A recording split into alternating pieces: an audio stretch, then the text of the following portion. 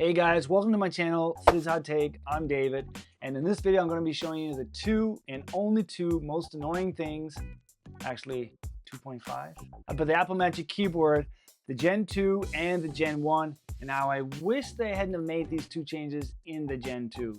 And yes, you can find plenty of other keyboards out there like the Magic Keyboard that attempted to do the same thing as Apple, but it's just not quite the same thing. But they are cheaper than Apple's hefty price of $300. Actually, $350, seeing that I got the iPad and my gracious. Seeing that I got the M4 in the 13-inch model. All right, so chop, let's get right to it. The first most annoying thing about the Apple Magic Keyboard Gen 2 is a back hinge right here. So you can see, like the Gen 1, there was material over it, but here in the Gen 2, there's a kind of metal on it. So what could this hurt? I mean, it does look better than Gen 1 material, but here's the issue. All right, so the very first day that I got my Gen 2 keyboard, I remember because I was opening it up, I think it was in a coffee shop or some public place, and I had it like the hinge facing down like how I normally open my keyboard, and because it's metal here, it's really slippery, and on a hard surface, it slipped, and it just slapped right down on the surface, and it was so loud in the room. It was something like this.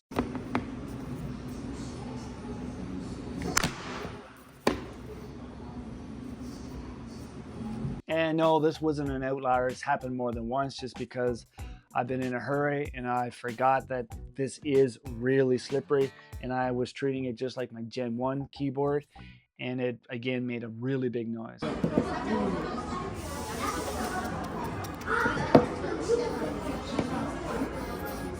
And not to mention, when this metal comes in contact with another metal surface, it's like fingers on a chalkboard.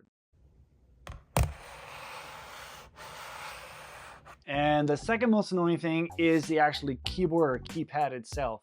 In the Gen 2 keyboard, they included the function buttons along the top, which is a great addition. I welcome that.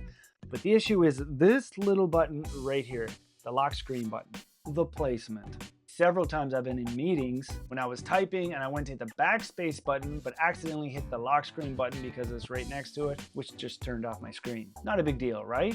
Well, for you, perhaps not, but for me, 97.321% of the time, I'm using the APower Mirror app, which is an app that allows me to screen mirroring from one iPad to another iPad or to another MacBook Air, like in my case. And when I hit this lock screen button, of course, it turns off my screen, stops the broadcast, and I gotta restart everything all over again. During a meeting or class is pretty annoying. Don't know what that app is all about? Well, I'll have a thumbnail for that video pop up at the end of this video in case you want to check it out. It's an app that I use every single day for my iPad and MacBook, and it also works with you PC users as well. Other than that, I like everything about this Magic Keyboard.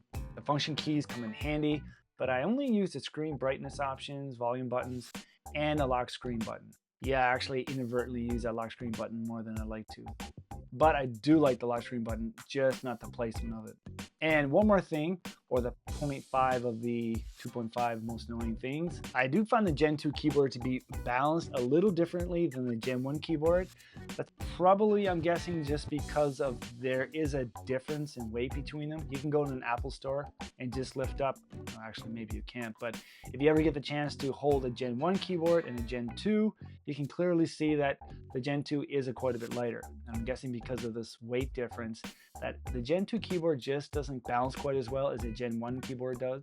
I notice that it tends to tip back or forward more often than Gen 1 keyboard when you're on an unlevel surface, like on the bed or on the couch.